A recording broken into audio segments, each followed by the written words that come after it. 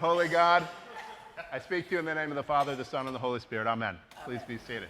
If you want to go to children's church, you're more than welcome. It's going to be a heck of a lot more interesting. My wife and Jet are teaching. It'll be fantastic. All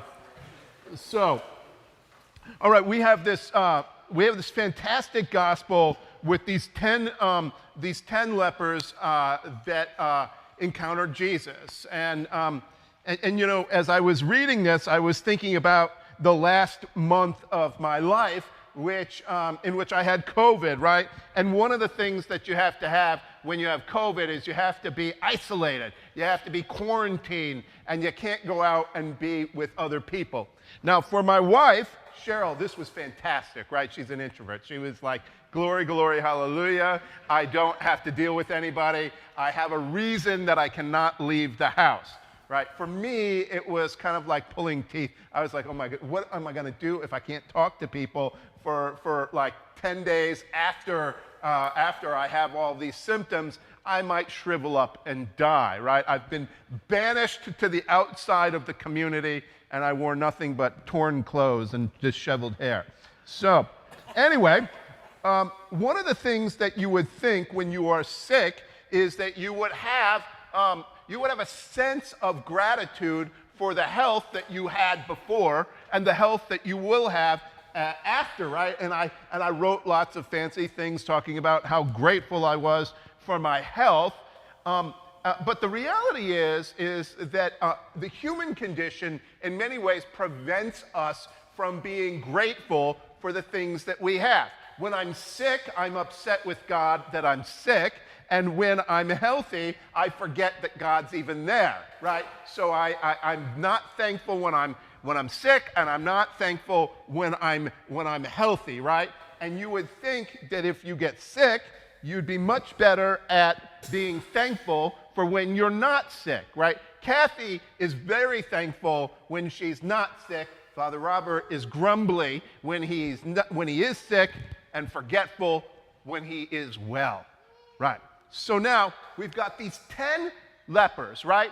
And I think in some ways they are models of the human condition for all of us, right? So as Jesus is coming, he's going south between Galilee in the north, through Samaria in the middle, to Jerusalem in the south.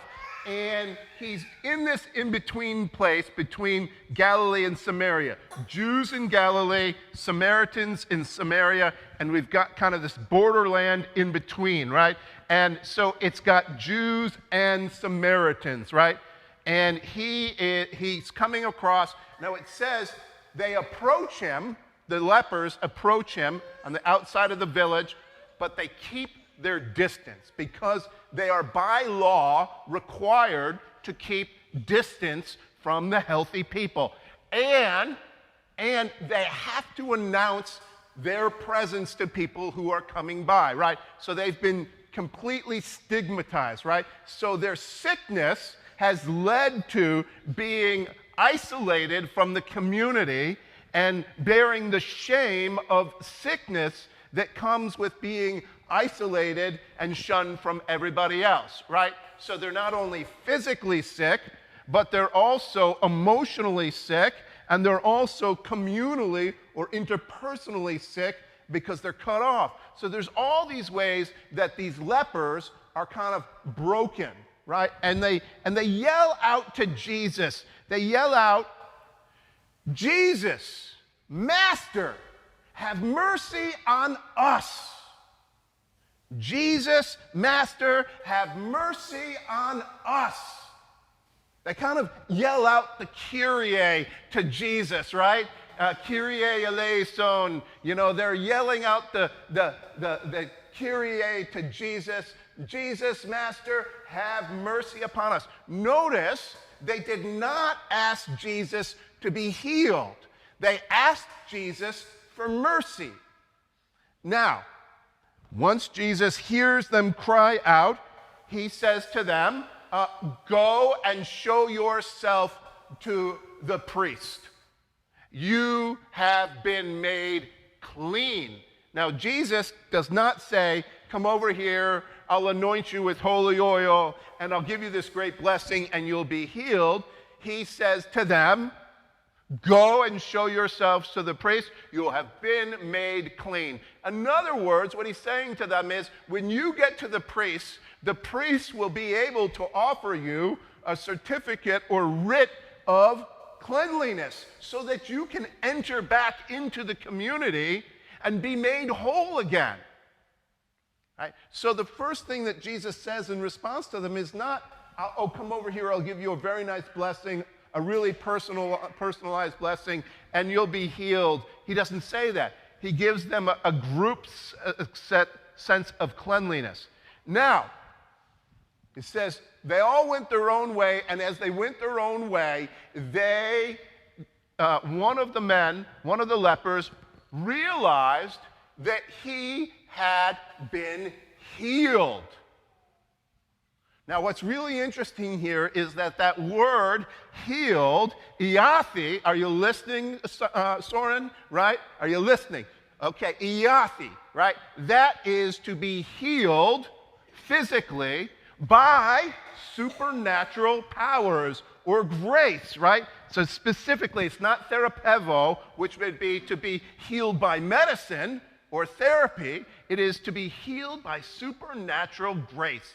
Right? And so he realizes that he's been healed, right? And so he turns around and he cries out, he gives glory to God, right? Doxa tu theou, I gives glory to God. And when he gets to Jesus, he brings his head to the ground, he prostrates his head to the ground at the feet of Jesus, and he's giving glory to God, praising God, and he says, thank you, Jesus. Thank you, Jesus. And the word he uses is that great word that we all know, Eucharisto, or Eucharist. He says, Eucharist, Jesus, thank you.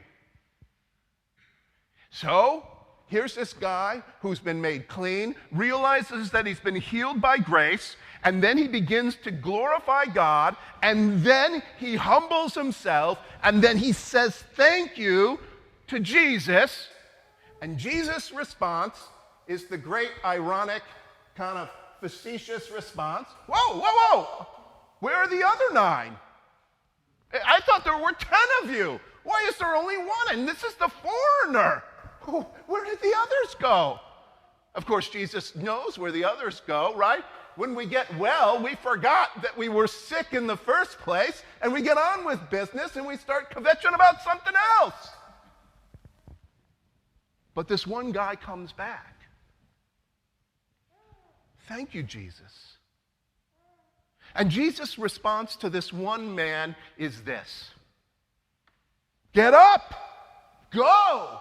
Your faith has made you well. Now, I am going to sorely disappoint Reverend Molly because I have a little Greek exegesis I have to do. I know, Jay. I know. Roll your eyes. All right. So that word get up, that's that imperative, anastas, right? Which is the imperative to be resurrected. Be resurrected. In other words, not only your body, but your whole being, be resurrected. Get up and go. And then he says, your faith has made you well. And this is the great kicker of it, right? He does not use the word that he used up above, iathri. He does not use therapevo.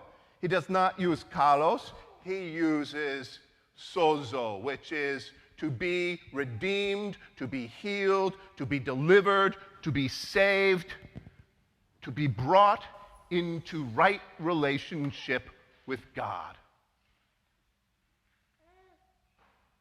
Arise, be resurrected. Your faith has made you well. In other words, and this is really important, what Jesus is saying here is not you did something right, i.e. have faith, and that's what healed you. That's part of the equation. What he's saying is this: you recognize that God was at work here. You recognize that God was at work with me. You realize that God was healing you through a supernatural power. And your recognition of that, i.e. your faith, your yes to God's yes, is what allowed all of this to take place. All of this being made well, being brought into right relationship with God, is what made you well. Don't worry about it. Nobody listens to me at home. Don't know why I should start now. So, this brings me to you all. We're going to baptize a baby. And on one hand, when we say we're going to baptize a baby, everybody goes, yeah, but what does that mean? Why do we need to baptize babies? They couldn't possibly have faith yet, so why are we baptizing them? And the answer is this: because God is at work. And because you all are saying yes to God's work and God's grace in your life and in your family's life and in Ryder's life. And that God's grace, whether Ryder knows it or not, is at work in his life in the redemptive waters of baptism. And part of what we're saying here today is this: yeah, you all of you right here have said, yes, we're going to make sure that he's part of this community so that he can say yes to Jesus when he gets old enough. And part of what all of you are going to say is, yes, the grace in this community right here at Holy Cross and all the body of Christ is at work, even though we're bumbling and stumbling and foolish and sometimes don't know where God is in our life. Yes, God is at work here. Now, he's being baptized into the death and resurrection of Jesus Christ. And you know what that means? It does not mean that life will be easy. It does not mean that he will never sin. It does not mean that he will always obey what you tell him to do. It does not mean any of that, because he's being baptized into something difficult. Saying yes to all that God is doing in us and through us through the power of Jesus Christ. And this is the beginning, the starting point. This is the yes to God's yes for us. This is where the redemption of being led into the death and resurrection of Jesus Christ begins. Now, the good news, as I just said here, is you don't have to do it by yourself. Nobody can parent by themselves. And nobody can tell the story of faith by themselves. You need godparents, and you need grandparents, and you need family to help you do that. And so does Ryder. The yes here is not just a yes for Ryder. It's a yes for all of you here, and it is a yes for all of you here. He needs you, and he needs you. Nobody walks with Jesus by themselves. Right now, my knee's a little creaky. I need Hoppy to help me get along. And I need Betty on the other side. And yes, I need Anita, who will say, yes, I know, you telling me, Robert, I'm walking here. We go together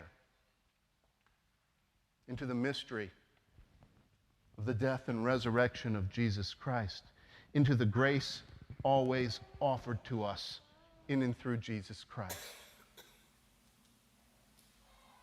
That's what you're bringing him here for. The yes that God offers to all of us in and through these waters of baptism. In a moment, all of us will begin to take up that yoke and say yes to the living God. Amen.